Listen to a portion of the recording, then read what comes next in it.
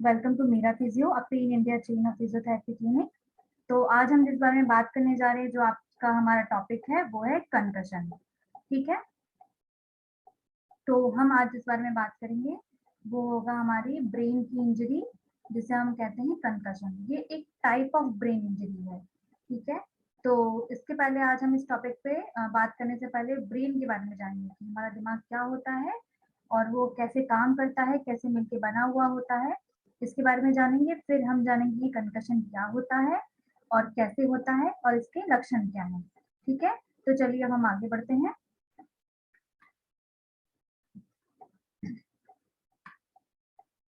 तो सबसे पहले हम देखते हैं कि ब्रेन क्या होता है और हमारा दिमाग क्या होता है। ब्रेन जो है हमारी बॉडी का सबसे बड़ा ऑर्गन है, सबसे लार्जेस्ट ऑर्गन है हमारी बॉडी का, और सबसे ज़्यादा जटिल ऑर्गन भी है हमारी बॉडी का, क्योंकि ये पूरी बॉडी को रेगुलेट करता है। हमारी बॉडी जितने भी काम करती है, जैसे भी काम करती है, वो सिर्फ हमारे ब्रेन के कारण करती है। इसलिए ये बहुत ज़्यादा जटिल ऑर्गन भी है और बहुत ज़्यादा बड़ा ऑर्गन भी है। तो जब हम कोई काम करना चाहते हैं या बॉडी हमारा कोई काम करवाना चाहती है हमसे, तो वो आपस में कैसे हो जाता है? तो उसके लिए हमारे ब्रेन में बहुत सारी नर्व्स हैं, अनकाउंटेबल नर्व्स हैं, उनकी कोई गिनती नहीं है, इतनी उनमें नर्व्स हैं जो आपस में एक दूसरे से जुड़ी हुई हैं, और वो मैसेज को एक दूसरे में पास करती हैं, एक दूसरे को कम्युनिकेट करती हैं, और हम वो काम करते हैं। तो ये जो कनेक्शन होता है सिनेप्सिस के बीच का, दो नर्व्स के बीच का जो कनेक्शन होता है, उसे हम कहते हैं सिनेप्सिस। ठीक है, तो आपस में कम्युनिकेट करने के लिए, आपस में मैसेज को लेके जाने के लिए हमारे ब्रेन में बहुत सारे नर्व्स हैं जो आपस में कनेक्ट हैं, और उस कनेक्शन को कहते हैं हम सिनेप्सिस। ठीक है, तो इसीलिए ये बहुत ज़्यादा जटिल ऑर्गन भी कहते हैं, क्योंकि ये बहुत ज़्यादा काम करता है। हमारा दिमाग सबसे ज़्यादा काम करता है, और इसमें बहुत सारे नर्व्स भी हैं जो कनेक्ट होते हैं आपस में, और मैसेज को रिसीव भी करते हैं और भेजते भी हैं। तो इसलिए ये बहुत ज़्यादा कॉम्प्लेक्स ऑर्गन कहा जाता है हमारे दिमाग को। तो अब इसमें आगे बढ़ते हैं। अब हम ये देखेंगे कि ब्रेन का जो एरिया है वो किन-किन पार्ट से मिलके बना हुआ है।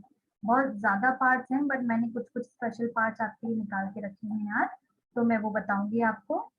तो ब्रेन जो है वो बहुत छोटे-छोटे स्पेशलाइज़्ड एरिया से मिलके बना हुआ है, और वो साथ में मिलके काम करते हैं। वो सब सिंक्रोनाइज़्ड वे में काम करते हैं। एक कमांड भेजता है, एक रिसीव करता है, एक कोई दूसरा काम करवाता है। तो ये आपस में मिलके काम करते हैं। तो चलिए हम देखते हैं कि वो ऑर्गन जो पार्ट्स हैं हमारे ब्रेन के, वो क्या-क्या हैं और क्या-क्या काम करते हैं। सबसे पहला आता है हमारा कॉर्टेक्स। ठीक है? ये रहा हमारा कॉर्टेक्स। ये जो आपको एरिया दिख रहा है ब्रेन का, ये पूरा ये होता है कॉर्टेक्स। ये सबसे बाहर की तरफ है।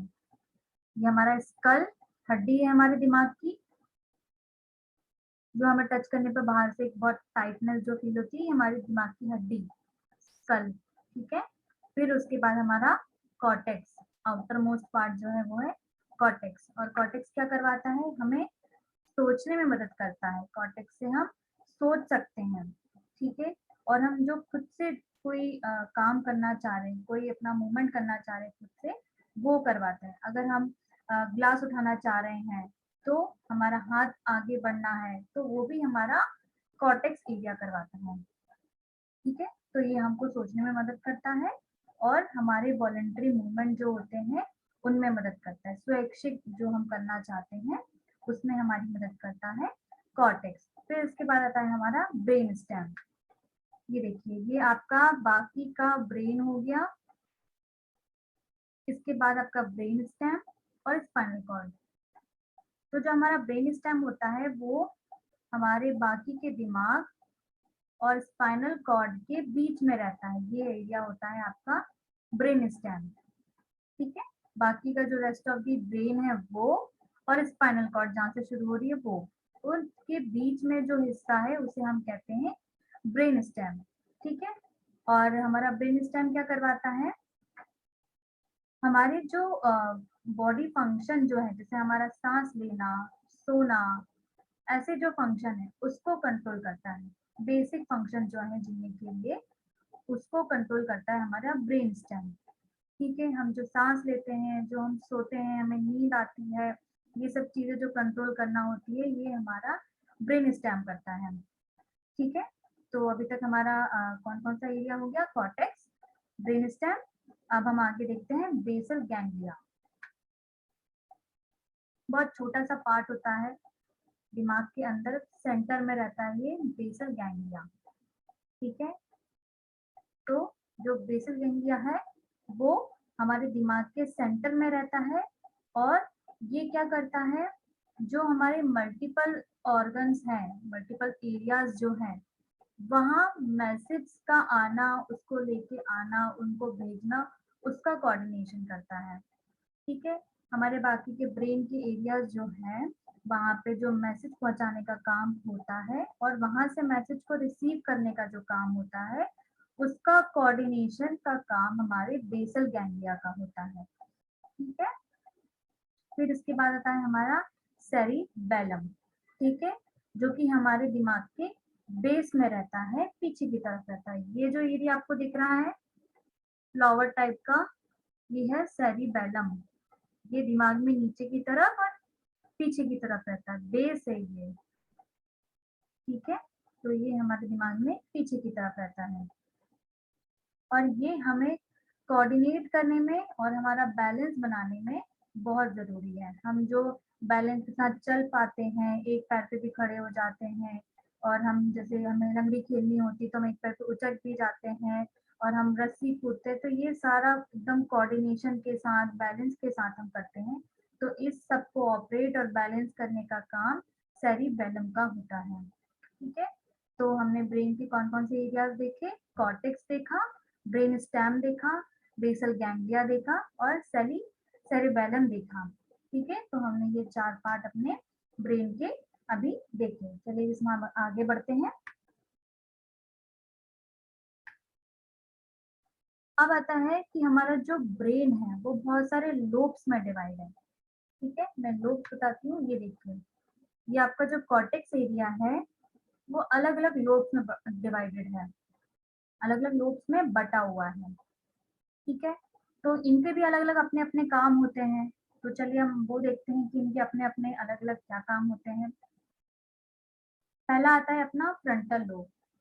ठीक है, तो चलिए हम फ्रंटल लोब देखते हैं, कहाँ होता है। ये आपका जो आगे का हिस्सा है दिमाग का, ये सबसे आगे वाला हिस्सा जो पिंक कलर का आपका दिख रहा है, ये होता है आपका फ्रंटल लोब। ठीक है, जो आपके ब्रेन का आगे वाला हिस्सा है उसे हम कहते हैं फ्रंटल लोब। तो ये क्या काम करता है, ये प्रॉब्लम जो होती है उसको सॉल्व करने में काम करता है, जजमेंट करने में काम करता है, और हमारे जो मोटर फंक्शन होते हैं, हाथ उठाना, पैर उठाना, चलना फिरना, ये जो मोटर फंक्शन होते हैं उसके लिए रिस्पॉन्सिबल है। ठीक है, तो अगर हमें कुछ चीज़ सॉल्व करनी हो, कोई प्रॉब्लम सॉल्व करनी हो, जो भी चीज़ हमें सॉल्व करनी है, कुछ सॉल्विंग जो इश्यूज जो हमें करने रहते हैं, वो फ्रंटल लोब करता है। जजमेंट करना है हमें कि हम क्या करें, क्या नहीं करें, ये सही है क्या या वो गलत है, ये जजमेंट वाला जो काम होता है वो भी हमारा फ्रंटल लोब करता है, और हमारे मोटर फंक्शन जो होते हैं वो भी हमारा फ्रंटल लोब करता है। ठीक है, अब इसके बाद हम देखते हैं पैराइटल लोब। फ्रंटल लोब के पीछे आता है हमारा पैराइटल लोब।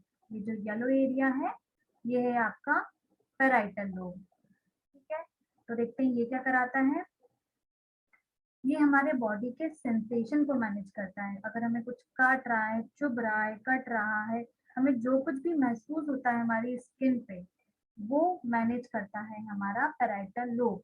हम जो लिखते हैं, हमारी जो हैंडराइटिंग है, अच्छे से लिखना, बुरे से लिखना, कैसे लिखे, ऐसे घुमा के लिखते हैं, ऐसे करके लिखते हैं, ये सारा जो मैनेज करता है हैंडराइटिंग का वो भी पैराइटल लोब करता है।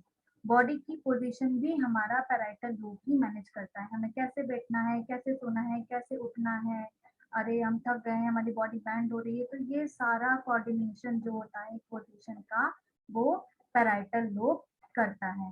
ठीक है, अब इसमें आगे देखते हैं हम। फिर आता है हमारा नेक्स्ट इज टेम्पोरल लोब। ये फ्रंटल लोब पैराइटल लोब के नीचे वाला जो हिस्सा है वो होता है हमारा टेम्पोरल लोब। ये जो ग्रीन कलर का एरिया है ये है आपका टेम्पोरल लोब। तो ये जो होता है आपका वो सुनने में और याद रखने में काम आता है। हम जो चीजें सुनते हैं उसको याद रखते हैं हम, और कुछ पढ़ते हैं तो भी उसको हम याद रखते हैं। तो किसी चीज को याद रखने में और किसी चीज को सुनने में हमारा जो एरिया, जो हमारा लोब है वो होता है हमारा टेम्पोरल लोब, जो होता है वो हमारी मदद करता है। ठीक है, अब इसके बाद आता है हमारा ऑसिपिटल लोब। पीछे की तरफ जो सबसे छोटा ये ब्लू कलर का एरिया है ये है आपका ऑसिपिटल लोब। ठीक है, तो ये क्या करता है, जो हम जो कुछ भी देखते हैं अपनी आंखों से उसका विजुअलाइज प्रोसेस सिस्टम है। ये पीछे हमारी इमेज बना के हमें दिखाता है, जो इमेज सामने वो है हमारा ऑसिपिटल लोब का काम। आपने कुछ देखा, उसकी इमेज बनी, वो प्रोसेस हुई, फिर आपको पता चला अच्छा मैंने ये देखा है। तो ये बहुत विद इन अ सेकेंड वाले काम होते हैं। तो ये काम आपका ऑसिपिटल लोब करता है। ठीक है, जो हमने देखा उसकी प्रोसेसिंग सिस्टम होता है वहां पे, उसे हम कहते हैं ऑसिपिटल लोब। तो आज हमने 4 लोब देखे हमारे ब्रेन के, frontal lobe, parietal lobe, temporal lobe और ऑसिपिटल लोब। ठीक है, अब हम इसमें आगे बढ़ते हैं। अब हमारा जो ब्रेन होता है वो 2 टाइप के सेल से मिलकर बना हुआ आता है। हर चीज सेल से मिलकर बनी हुई है, हमारा ब्रेन भी सेल से मिलकर बना हुआ है। तो इसके कौन कौन से 2 सेल होते हैं? पहला होता है न्यूरॉन्स और दूसरा होता है ग्लियल सेल्स, जिसे हम न्यूरेल्जिया या ग्लिया भी कहते हैं। ठीक है, तो जो हमारे न्यूरॉन्स होते हैं वो मैसेज को देने जाते हैं और रिसीव करते हैं। ठीक है, सिग्नल का काम करते हैं।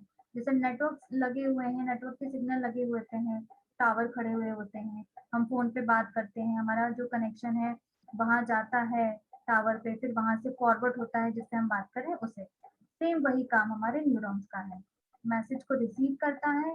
ठीक है, बीच में टावर का काम करता है, फिर वहां से कि वहां पे जिसको भेजना है, जिस एरिया को से भेजना है वहां भेज देता है। तो वो मैसेज सेंडिंग रिसीविंग वाला जो काम होता है वो हमारा न्यूरॉन करता है।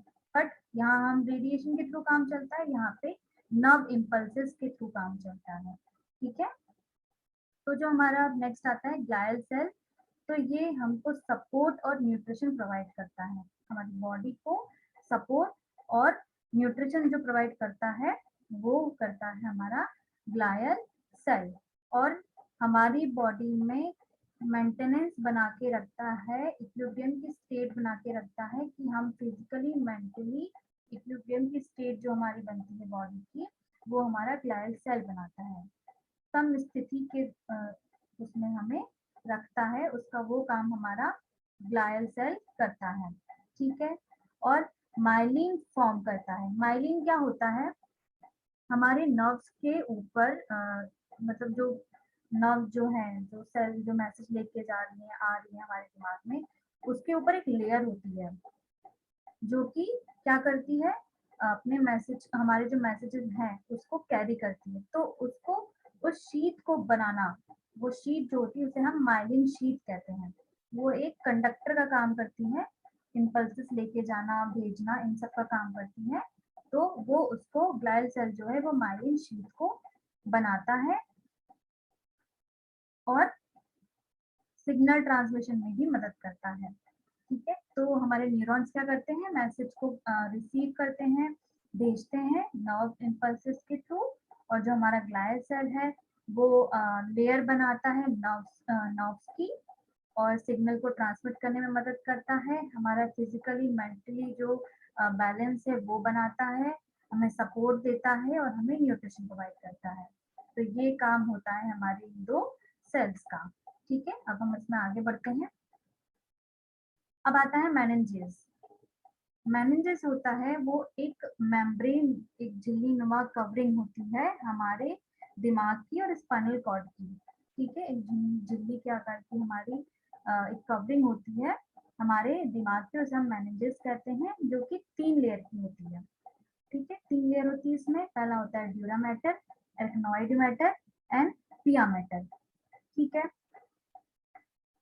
तो अब हम देख लेते हैं कि ये कहाँ होती है और क्या क्या काम करती है। तो अब हम सबसे पहले देखते हैं अपना कि ये कवरिंग क्या काम करती है और कहाँ रहती है। तो ये जो कवरिंग है वो एक फ्रेम बना देती है, सपोर्टिव फ्रेम। जैसे हम फोटोज लगाते हैं तो हम ऐसे ही दीवार पे चिपका नहीं देते हैं, उसको अच्छे से फ्रेम पे लगाते हैं ताकि वो सपोर्ट में रहे। ऐसे ही हमारे ब्रेन को सपोर्ट प्रोवाइड करने के लिए ये 3 लेयर बनाई गई है। ठीक है, तो उसे हम कहते हैं मेनिंजेस, जो कि हमारे दिमाग को एक फ्रेम देती है सपोर्ट करने के लिए। ठीक है, फिर दूसरा ये क्या करती हैं, जो जैसे हमारे बॉडी में ब्लड बहता है, बट हमारे दिमाग में सेरिब्रोस्पाइनल फ्लूइड बहता है व्हाइट कलर का। ठीक है, तो वो उसके साथ काम करती है और हमारे जो नर्वस सिस्टम है, हमारा जो दिमाग है, उसको डैमेज होने से, उसको बाहरी फोर्स के साथ डैमेज होने से बचाती है। एक तरीके से वो प्रोटेक्ट करती है। जैसे अब फ्रेम हम लगाते हैं तो उसके बाद हम क्या लगाते हैं, मिरर भी लगाते हैं, ताकि जो अंदर हमने पिक्चर लगाई है उस पे कुछ खरोच ना मार दे कोई, या फिर कोई उस पे एकदम से कोई ब्लेड मार दे तो वो कट ना जाए। तो इसका काम कौन करता है, कांच प्रोटेक्शन का काम करता है वो फोटो का। तो वही काम ये आपकी जो लेयर्स है मेनिंजेस वो भी करती हैं, प्रोटेक्शन देती हैं आपके फ्लूइड के साथ मिलके, जो कि आपके दिमाग में आपके दिमाग में रहता है। उस फ्लूइड के साथ मिलके वो आपको डैमेज से बचाती हैं। ठीक है, और ये जो अगर इन मेनिंजेस में अगर आपको इन्फेक्शन हो जाता है, ठीक है, अगर पैथोलॉजिकली कुछ आपके दिमाग में इन्फेक्शन हो जाता है तो आपको मेनिंजाइटिस हो जाता है या फिर इंट्राक्रेनियल ब्लीड्स होने लगता है। ठीक है, तो ये था हमारे मेनिंजेस। चलिए इसमें हम आगे बढ़ते हैं, ये मैं आपको दिखा देती हूँ। सबसे पहले आपका ड्यूरा मैटर, एरिथ्मॉइड मैटर, पिया मैटर। ये रहा आपका ड्यूरा मैटर, एरिथ्मॉइड मैटर एंड अंदर वाला पिया मैटर। ठीक है, ये 3 आपकी मेनिंजेस होती हैं। चलिए इसमें आगे बढ़ते हैं हम। तो अब हमने ब्रेन पूरा देख लिया कि हमारा ब्रेन क्या होता है, और अब हम अपने मेन टॉपिक पे आएंगे कि कंकशन क्या होता है। ठीक है, तो कंकशन हमारे दिमाग पर जब कोई बाहरी फोर्स बहुत तेज से लगता है, ठीक है, जिसके कारण कि हमें टेम्परेली हमारा ब्रेन हिल जाता है। ठीक है, हमारा ब्रेन उसके फंक्शन कुछ टाइम के लिए भूल जाता है, तो उस स्टेट को कहते हैं कंकशन। ठीक है, आपके सर पे अगर एकदम से कुछ लग गया बहुत तेज, जैसे आपका सर दीवार में बहुत तेज मार दिया, तो वो एक बाहरी दीवार का फोर्स जो लगा आपके दिमाग पे, वो बाहरी फोर्स हुआ, जिसके कारण कुछ टाइम के लिए आपका दिमाग हिल गया, आपका ब्रेन फंक्शन जो थे वो हिल गए, तो उसे हम कहते हैं कंकशन।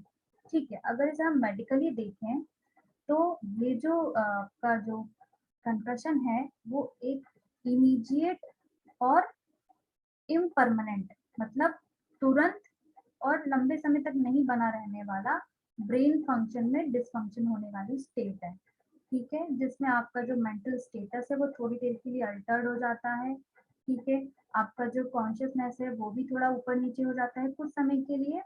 ठीक है, जिसके कारण कि आपको समय के लिए आपको अजीब सा भी फील हो सकता है दिमाग में, या दर्द भी हो सकता है एक जगह पे, तो ऐसा कुछ आपको फील हो सकता है।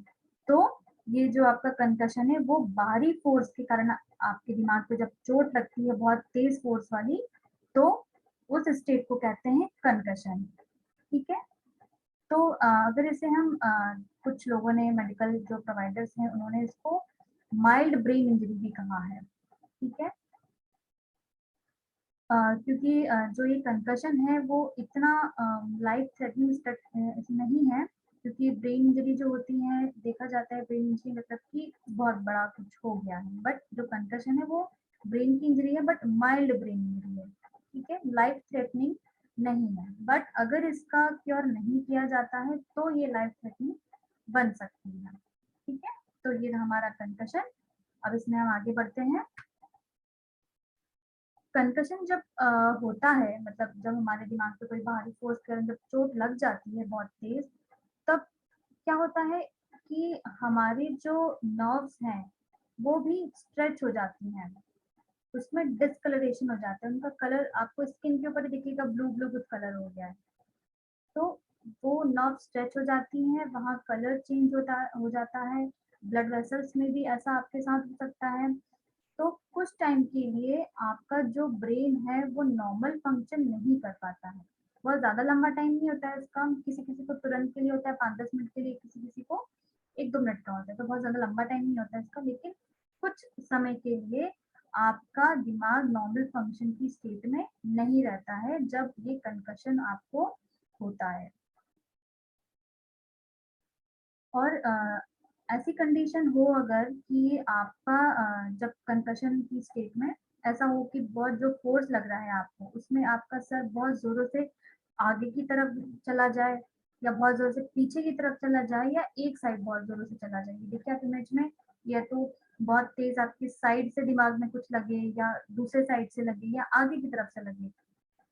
तो इस कारण आपको कंकशन हो सकता है। बट जो फोर्स हो, अगर वो बहुत ज़्यादा स्ट्रॉन्ग फोर्स हो तो, ठीक है?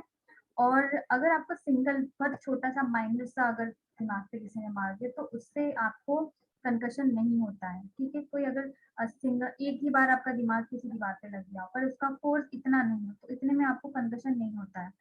मल्टीपल टाइम अगर बार-बार आपको वहीं पे चोट लग रही है, दिमाग में चोट लग रही है, तब आपका कंकशन की स्टेट आती है। बहुत माइनर इंजरी में कंकशन नहीं होता है। अगर बहुत ज़्यादा ही दिमाग पे बार-बार आपका चोट लग रहा है, तब आपका कंकशन का स्टेट होता है। और अगर ऐसा हो या फ़ोर्स बहुत ज़्यादा हो, तो भी कंकशन हो सकता है। कम फ़ोर्स में कंकशन का स्टेट नहीं होता है। ठीक है? चलिए इसमें आगे बढ़ते हैं हम। तो हमने अभी ब्रेन देख लिया, कंकशन देख लिया, अब हम इसके कॉजेज़ देखते हैं कि कंकशन कैसे होता है। तो अगर आपकी हेड पे, नेक पे या अपर बॉडी पे, दिमाग पे, नेक पे, गर्दन पे या ऊपर के बॉडी के हिस्से पर बहुत तेज फोर्स लगी, आपकी आपका दिमाग किसी चीज से बहुत तेज टकराए, तब क्या होता है, आप आगे की तरफ आपका दिमाग किसी चीज पे बहुत तेज टकरा गया या फिर पीछे की तरफ बहुत तेज टकरा गया, तो आपका जो ब्रेन है वो आपके स्कल से टकराता है बहुत जोर से, ठीक है? तब भी आपको कंकशन हो सकता है। ये देखिए, ये आपका कॉर्टेक्स एरिया है, इसके बाहर का एरिया आपका क्या है? आपका स्कल, अभी मैंने आपको बताया था वो हड्डी बाहर की, उसके ऊपर ये आपका कॉर्टेक्स, तो ये इससे टकरा जाता है बहुत तेज, ठीक है? तब आपको कंकशन हो सकता है, या तो आपकी नेक पे, हेड पे या अपर बॉडी पे बहुत तेज से कोई बाहरी फोर्स लगे आपको तो, ठीक है? अब हम इसमें आगे बढ़ते हैं। या फिर ऐसा हो कि कार क्रैश एक्सीडेंट होते हैं जो, ये खासकर उनमें देखा जाता है कि सडन एकदम से ब्रेक लगाते हैं कार में, तब ये चीज़ देखी जाती है कि आपका जो बॉडी का अपर वाला हिस्सा है वो एकदम से आगे की तरफ जाता है, फिर पीछे की तरफ जाता है, फिर आगे की तरफ जाता है, पीछे की तरफ जाता है। तो इसको हम कहते हैं सडन एक्सेलरेशन एंड डीएक्सेलरेशन, ठीक है? एकदम से आप इस स्टेट में थे, आपने ब्रेक लगाया, कार किसी चीज़ से टकरा गई, एकदम से ब्रेक लगा, तो सर आपका एकदम से आगे की तरफ गया, फिर एकदम से पीछे की तरफ आता है। तो अगर आपके साथ ऐसा इंसिडेंट होता है कि आपका हेड एक्सेलरेशन, डी-एक्सेलरेशन की स्टेट में आ गया है, तो भी आपको कंकशन हो सकता है। ठीक है? अब इसमें आगे बढ़ते हैं।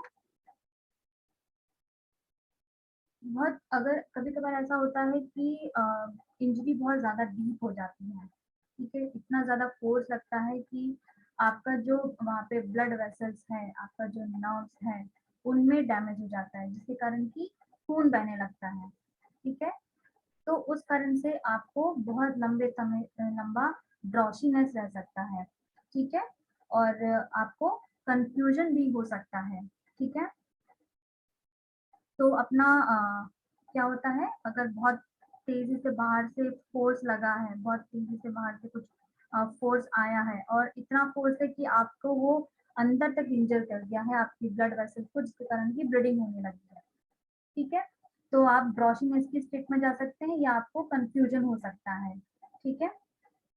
और ये जो आपका सिम्पटम्स रहेगा ये कंफ्यूजन होने का, ये या तो तुरंत आएगा या फिर बहुत टाइम बाद आ सकता है। ये दोनों कंडीशन में भी आ सकता है। पर अगर ब्लीडिंग हो रही है तो आप तुरंत इसका इमीडिएट आप हॉस्पिटल जाएँ, इसमें देरी ना करें। ठीक है? तो चलिए अब आगे बढ़ते हैं।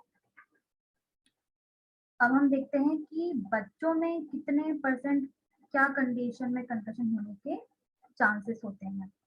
पहला हम देखते हैं कि अगर कोई आपको बच्चे क्या खेलते-खेलते एकदम से कहीं भी गिर जाते हैं। अगर बहुत तेज़ी से दौड़ते-दौड़ते आ रहे हैं, सामने दीवार में भिड़ गए, तो उस स्टेट में बच्चों के साथ ऐसे 22.9% बच्चों के साथ इस केस में कंकशन देखने को मिलता है।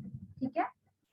अगर किसी ऑब्जेक्ट के साथ आप स्टक हो गए हो बहुत तेज़ी से, ठीक है? तो उसमें भी आपको कंकशन हो सकता है और इसका रेशियो 22.9% बच्चों में ये चीज़ देखने को मिलती है। अब बच्चे आपस में खेलते-खेलते आपस में टकरा जाते हैं, उनका सर आपस में टकरा जाता है, खेलते-खेलते एक-दूसरे से टकरा गए। तो स्ट्रक बाय पर्सन भी ये आपको कंकशन बच्चों में हो सकता है। अगर कोई फिजिकली बच्चों पे असॉल्ट हो रहे हैं, बच्चों पे अटैक हो रहे हैं फिजिकली, तो उनमें भी कंकशन हो सकता है। और अक्सर बच्चे खेलते-खेलते गिर जाते हैं, उन्हें नहीं ध्यान रहता वो कहाँ खेल रहे हैं, कैसे खेल रहे हैं, तो उनमें भी कंकशन हो सकता है, ठीक है? या फिर किसी बहुत बड़ी चीज़ से टक्कर हो गई हो, भाग रहे हो, चल रहे हो, एकदम से टक्कर खा के गिर गए हो या टकरा गए हो, तो उस कारण से भी कंकशन बच्चों में देखने को मिलता है। ठीक है? आगे बढ़ते हैं।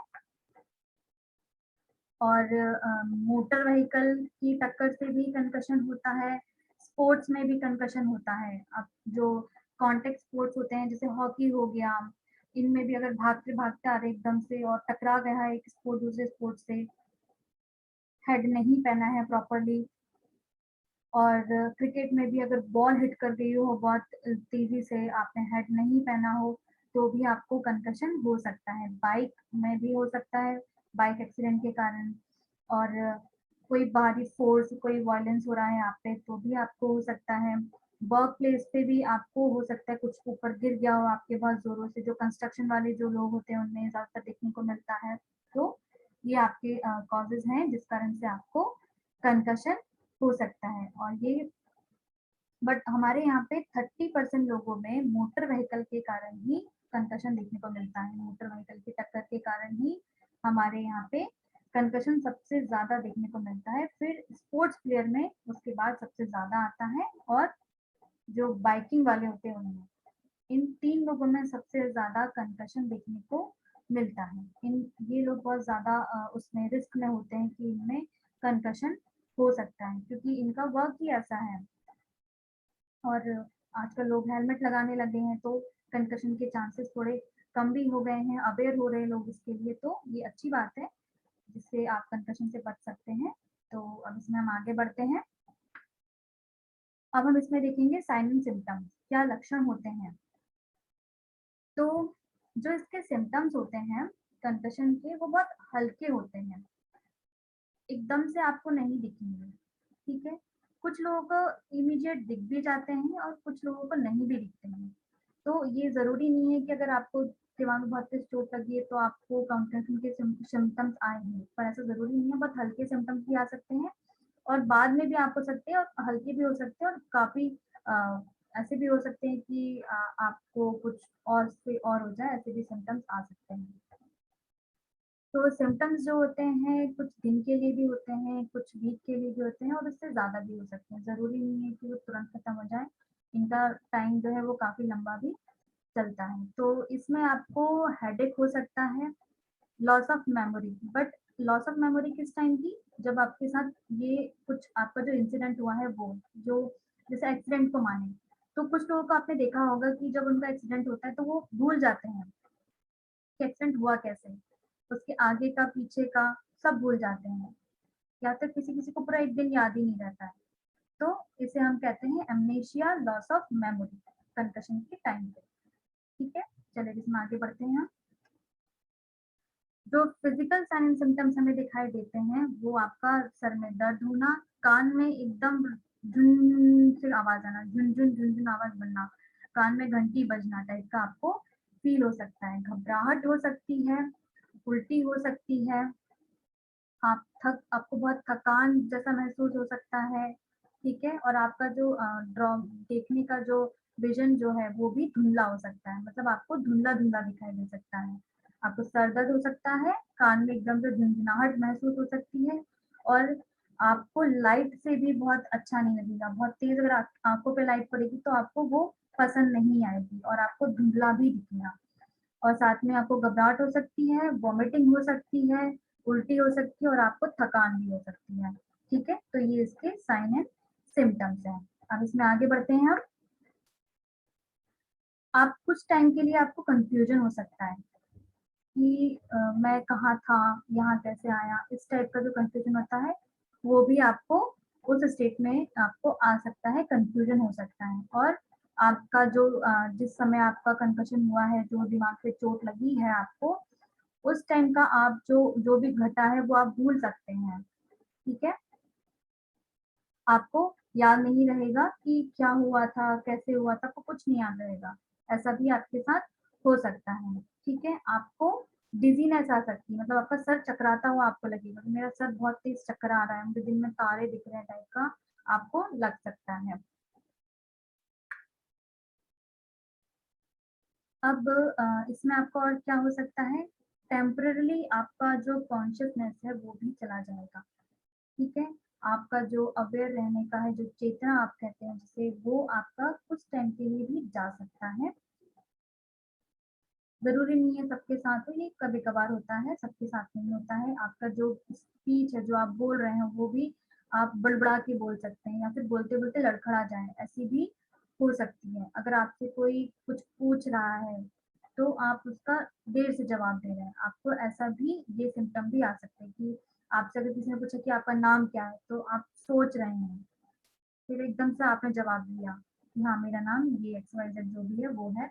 तो आपको ये भी सिम्पटम देखने को मिल सकता है। आप बहुत घबराए हुए भी लग सकते हैं, ठीक है? मैं बहुत घबराया हुआ हूँ, ऐसा आपको फ़ील हो सकता है।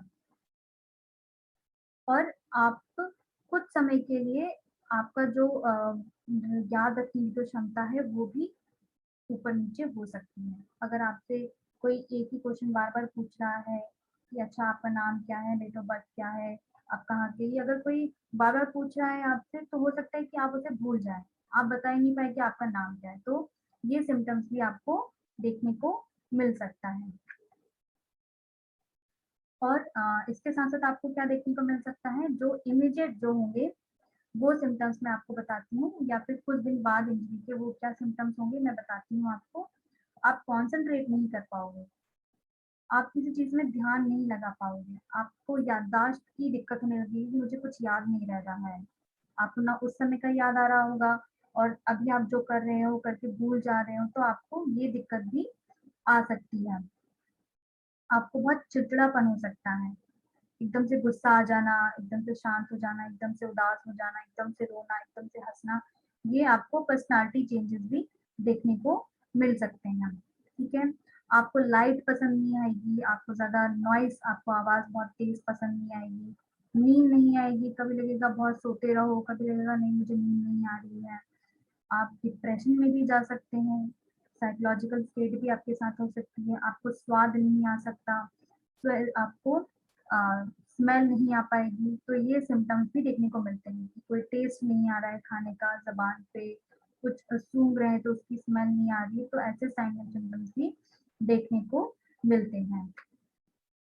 अब बच्चे क्या होते हैं अपना सर पे चोट लग जाती है, तो वो बच्चों में कैसे पता करें? वो बता तो पाते नहीं हैं छोटे बच्चे, जो इन्फैंट्स होते हैं, टॉडलर्स होते हैं, वो नहीं बता पाते कि मैं कैसे क्या हो रहा है मेरे साथ, क्या नहीं हो रहा है। तो उनमें कैसे पता करें, वो हम देखते हैं। तो वो बहुत घबराए हुए से दिखेंगे आपको, जो बच्चे रहेंगे, वो आपको बहुत घबराए हुए से दिखेंगे, बहुत उदास होंगे, बहुत थके-थके से होंगे, ठीक है? उनमें बहुत कर्कशता आ जाएगी, चिड़-चिड़ होगी उन्हें, बहुत कर्कश हो जाएँगे वो। तो इससे आप पता कर सकते हैं कि आपके बच्चे को कंकशन तो नहीं हुआ है, ठीक है?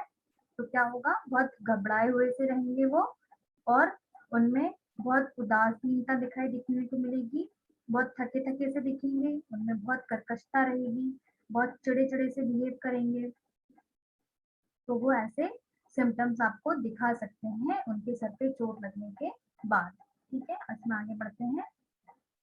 उनका जो चलने का तरीका है वो बदल जाएगा, बिना बैलेंस के चल रहे होंगे।